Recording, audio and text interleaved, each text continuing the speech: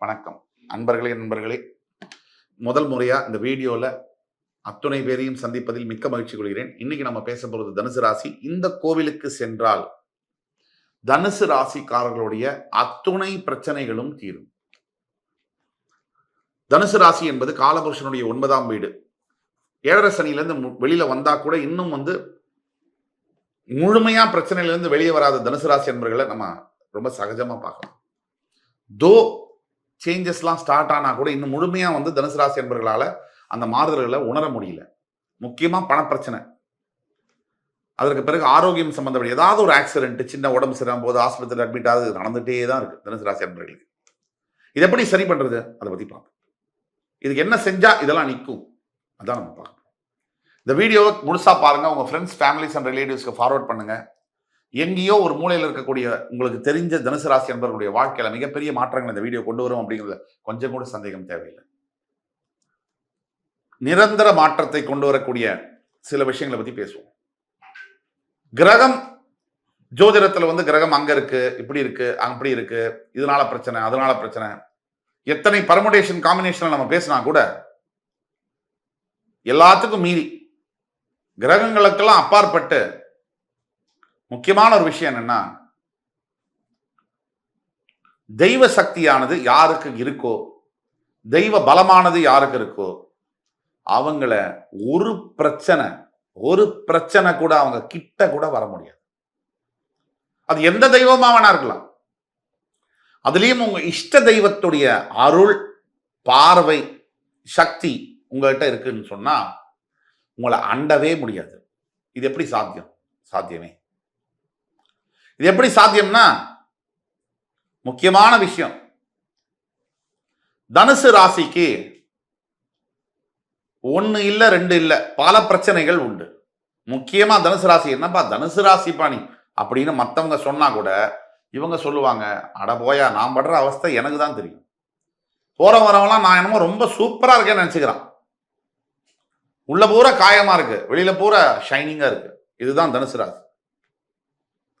அப்படிப்பட்ட தனுசு ராசிக்கு எந்த பரிகாரத்தை செய்தால், எதை செய்தால் நல்லது நடக்கும்?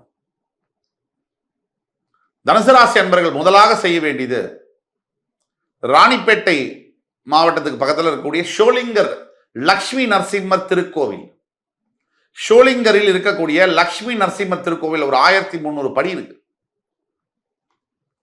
அந்த கோவிலுக்கு சென்று, மிகவும் பிரசித்தி பெற்ற லக்ஷ்மி நரசிம்மர், ரொம்ப மோஸ்ட் பவர்ஃபுல்லான லட்சுமி நரசிம்மர், அந்த லட்சுமி நரசிம்ம பெருமானை வழிபட்டு, முக்கியமா சனிக்கிழமை காலம்பரை நீங்க தரிசனம் பண்றீங்கன்னு சொன்னா அந்த கோவில்ல சில பிரசாதம் கொடுப்பாங்க. அந்த பிரசாதத்தோட டேஸ்ட் இருக்கு பாத்தீங்களா, உலகத்துல எந்த 5 ஸ்டார் 7 ஸ்டார் ஹோட்டல்ல கூட அந்த டேஸ்ட் கிடைக்காது. அப்படிப்பட்ட ரொம்ப அருமையான அமிர்தம், பூலோக அமிர்தம் மாதிரி இருக்கும் அந்த பிரசாதம். அந்த கோவில்ல செய்து போய் துளசி மாலையை லட்சுமி நரசிம்ம சுவாமிக்கு அணிவித்து சங்கு தீர்த்தம் தெளிச்சுக்கோங்க. முக்கியமானது, அங்க இருக்கக்கூடிய ஐயரை கூப்பிட்டு சங்கு தீர்த்தம் தெளிங்க அப்படின்னு சொன்னா, இந்த துளசியில இருக்கக்கூடிய சங்கு தீர்த்தத்தை உங்க முகத்துல தெளிப்பார். அப்போ அந்த நொடி உங்களுடைய வாழ்க்கையில் இருக்கக்கூடிய அத்தனை பீடை, தத்ரம், உங்களை பிடிச்ச பிணிகள், கெட்ட விஷயங்கள், வறுமை, போராட்டம், தடை, தாமதம், தடங்கல்கள், விரக்தி, தோல்வி அத்தனையும் தவிடுபடியாயிடும். அந்த சங்கு தீர்த்தத்தை அவர் சுவாமிக்கு அபிஷேகம் பண்ண சங்கு தீர்த்தத்தை எடுத்து மூஞ்சில 3 தடவை தெளிப்பார். அந்த நொடியே சரி, உங்க வீட்டுல காத்து கருப்பு இல்ல வேற ஏதாவது செய்வினை சூனியம் யாராவது வச்சிருக்காங்கன்ற சந்தேகம் உங்களுக்கு இருந்தா கூட இந்த சங்கு தீர்த்தத்தில் இருக்கக்கூடிய தீர்த்தத்தை அவர் தெளிக்கும் பொழுது உங்களுடைய வாழ்க்கையில மிகப்பெரிய மாறுதல்கள் நடக்கும்.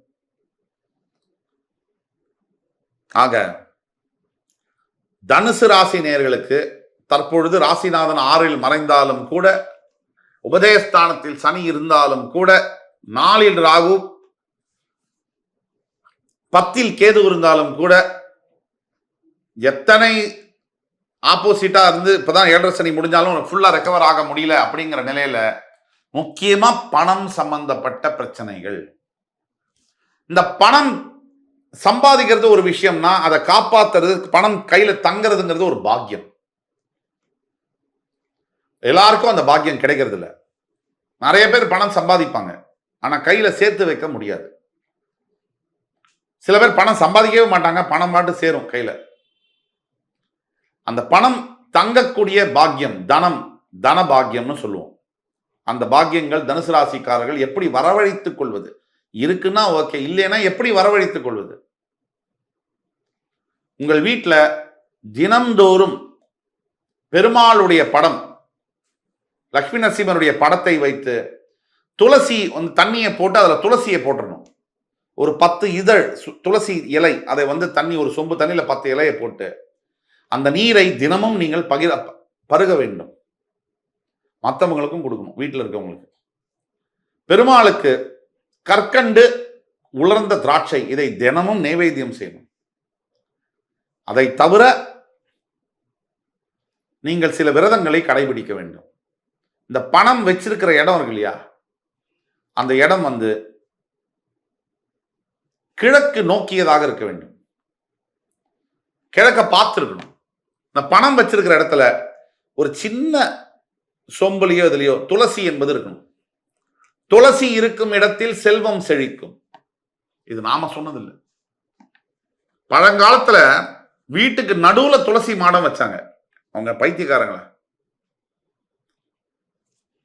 பழங்காலத்துல பணம் வீட்டுல தங்கும், எங்க போனாலும் பணம் திருப்பி வந்துடும். பசுமாடு வைத்திருக்கிற வீட்டுல, துளசி மாடம் வீட்டுக்கு நடுவுல வச்சிருக்கிற வீட்டுல பணம் என்பது செலவழியாது. பண விருத்தி, அதாவது லக்ஷ்மி கடாட்சம்னு சொல்லுவாங்க. நிறைய நிலம் வாங்குவது, சுப நிகழ்ச்சிகள் நிகழ்வது. துளசி இருக்கிற இடத்துல நெகட்டிவ் வைப்ரேஷன் இருக்க முடியாது. இந்த துளசிக்கு அவ்வளவு சக்தி உண்டு. ஆனா இந்த உலகத்துல தான் சக்தி வாய்ந்ததெல்லாம் விலை கம்மியா கிடைக்கும். அம்மாவோட அன்பு ஃப்ரீ, அப்பாவுடைய அறிவு ஃப்ரீ, மூச்சு காத்து ஃப்ரீ. பென்சு கார் இல்லாம வாழ முடியும், மூச்சு காத்து இல்லாம 2 நிமிஷம் கூட இருக்க முடியாது. ஆனா அந்த பென்சு காரு 40 லட்சம் ரூபாய், மூச்சு காத்து 40 பைசா கூட கிடையாது. கடவுள் அப்படி ஃப்ரீயா வச்சுட்டாரு.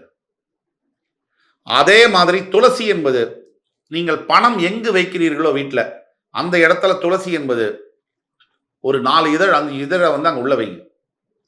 அது வறண்டு போச்சுன்னா திருப்பி அந்த இலையை மாத்தி வைக்கணும்.